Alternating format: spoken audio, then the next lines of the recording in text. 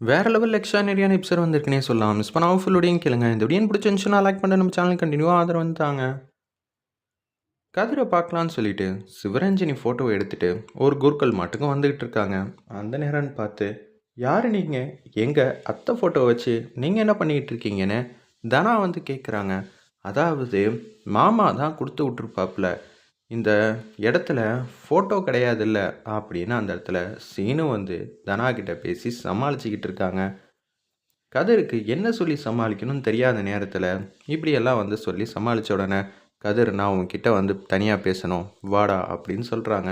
நம்ம சீனோ உடனே கதிரும் தன்னந்தனியாக வெளியில் வந்து நிற்கிறாங்க. எனக்கு எல்லாமே தெரியும்டா, நீ தான் அவங்களோட மகன்னு நிச்சயம் மாயா என்கிட்ட வந்து சொன்னா நீ சாதிச்சு காட்டுவடா, எனக்கு நம்பிக்கை இருக்குது அப்படின்னு சொல்லிட்டு இருக்காங்க. அந்த இடத்துல நம்ம சீனோ சரிடா யாருக்கும் தெரியக்கூடாது, கொஞ்சம் கவனமாக இரு அப்படின்னு சொல்லும்போது புவனேஸ்வரி அடுத்த திட்டத்தை வந்து போடுறாங்க.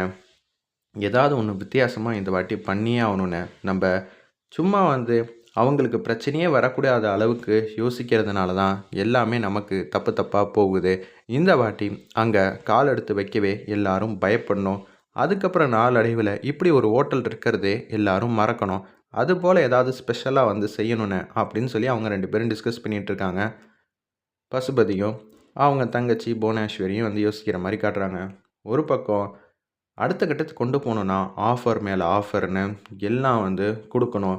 ஆஃபர் கொடுத்தா நமக்கு எப்படிப்பா கட்டுப்படி ஆகும் சார்?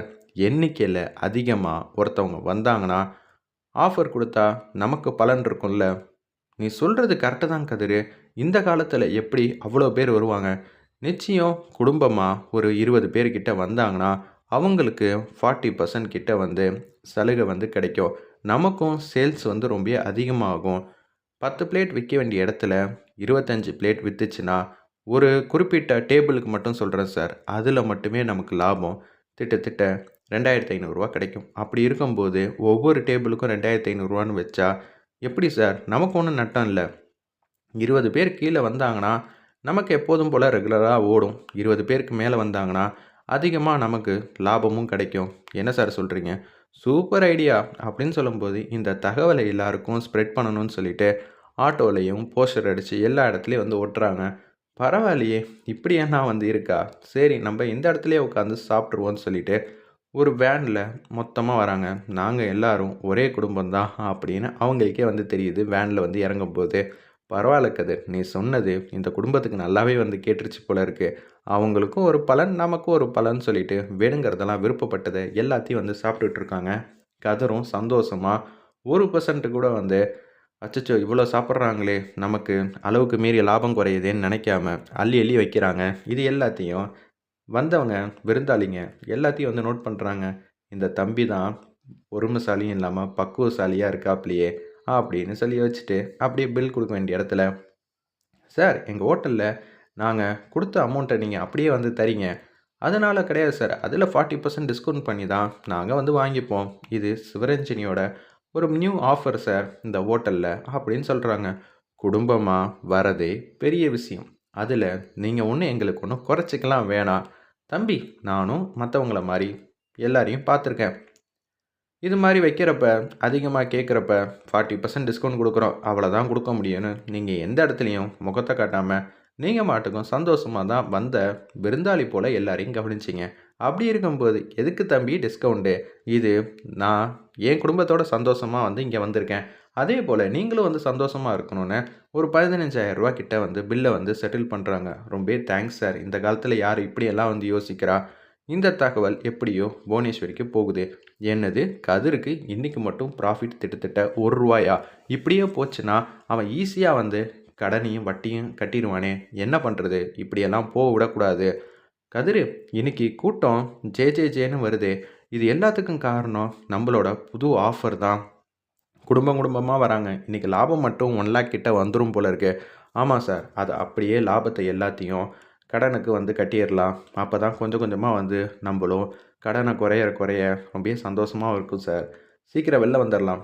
சூப்பர் கதிர், இது போல் வாரம் வாரம் ஏதாவது புதுசு புதுசாக வந்து மக்களுக்கு நம்ம சேவை செஞ்ச மாதிரியும் இருக்கும், நமக்கும் பலன் கிடைச்ச மாதிரியும் இருக்கும், நம்மளும் நிம்மதியாக இந்த ஹோட்டலில் வாழ்ந்த மாதிரி இருக்கும்னு அந்த ஓனர் வந்து சொல்கிறாங்க. அந்த இடத்துல சரி சார் பார்த்துக்கலாம். வந்தவங்கள எல்லாரையும் கவனிப்போம்ன்னு சொல்லி யோசிச்சுட்டு இருக்கிறப்ப, அண்ணா அங்க என்ன நடக்குதுன்னு தெரியுமா?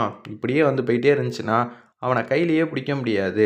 ஏதாவது ஒண்ணு பண்ணணும்னா, அந்த குடும்பத்தையே வந்து ஏதாவது ஒண்ணு பண்ணணுங்கிற மாரி இவங்க 2 பேரும் வந்து யோசிக்கிறாங்க. இந்த வாட்டி என்ன பண்ணலாம்?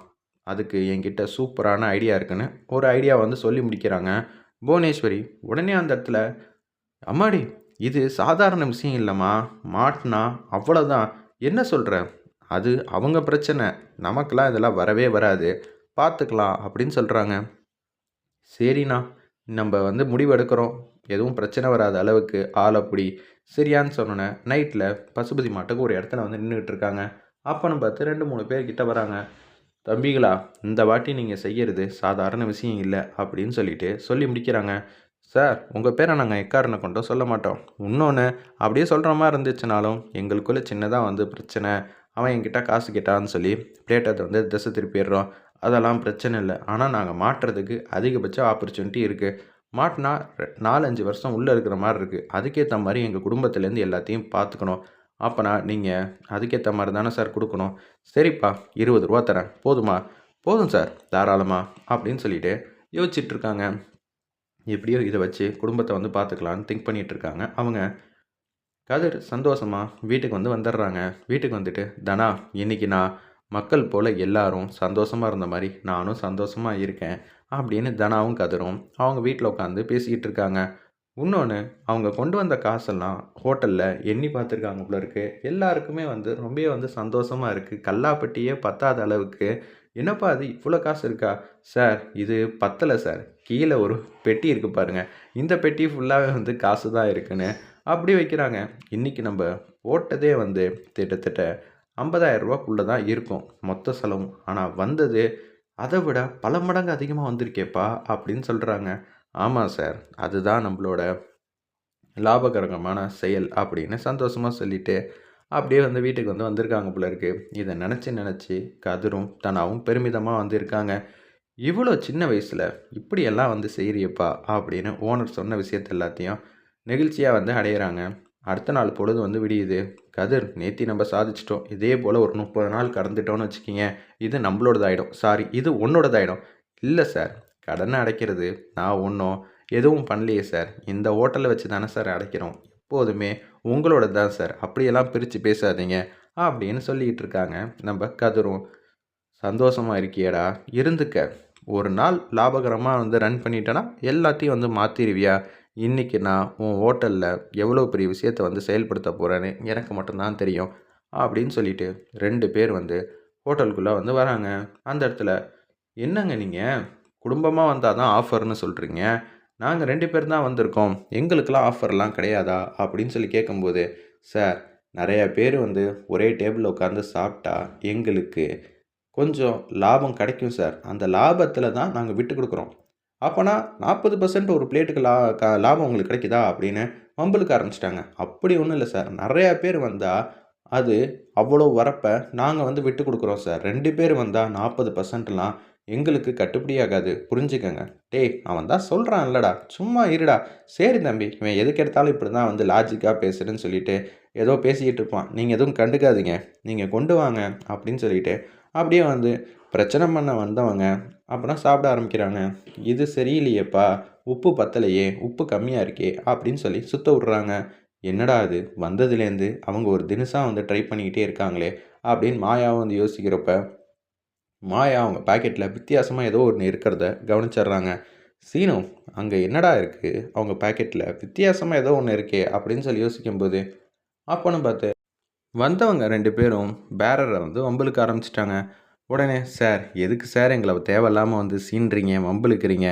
நீங்க மாட்டுக்கு வந்தோமா, போனோமான்னு இருங்க. ஏன் சார் உங்களுக்கு தேவையில்லாத கேள்வி? கேட்டேன்னா பதில் சொல்ல மாட்டியோ?" அப்படின்னு கேட்கும்போது, "என்ன இங்க பிரச்சனை?" அப்படின்னு சொல்லி கதிர் கேட்குறாங்க. "நீ தான் ஓனராப்பா?"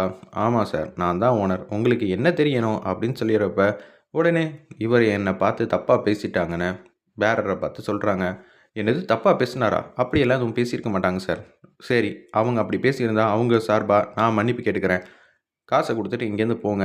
அப்படின்னு சொல்லும்போது மாயா வராங்க. கரெக்ட்டா புரிஞ்சுக்கிறாங்க. "நீங்க காசே குடுக்கலனாலும் பரவால்ல. இங்கேருந்து போயிடுங்க. தேவையில்லாம வந்து பிரச்சனை பண்ணணுன்னே வராதீங்க. அப்புறம் சரிப்பட்டு வராது."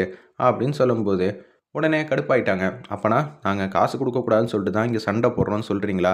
என்ன நினச்சிட்டு இருக்கீங்க அப்படின்னு சொல்லிட்டு எங்ககிட்ட நான் காசா இல்லைன்னு சொல்லி பாக்கெட்டில் வந்து வச்சுருக்காங்க. உடனே தனா வந்து கடுப்பாயிட்டாங்க. காசு இருக்கலாங்க, ஆனால் நல்ல மனசு இருக்கணும். நீங்கள் வேணும்னு பேசுகிறீங்கன்னு எல்லாருக்குமே வந்து தெரியுது. ஏன்பா இங்கே வந்து எங்கள் நிம்மதியை கெடுக்குறீங்க? இங்கேருந்து போக வேண்டியதானே? என்னையா ஓவரா திமிரா பேசுகிறேன்னு பாக்கெட்டில் இருக்கிறத காட்டுறாங்க. சுற்றி வந்து சண்டை போடணுன்னே முடிவில் வந்து இருக்காங்க போல இருக்கு. பார்க்கலாம் அடுத்தது என்ன நடக்க போகுதுன்னு. ரொம்பவே சுவாரஸ்யமாக வந்து போகுது.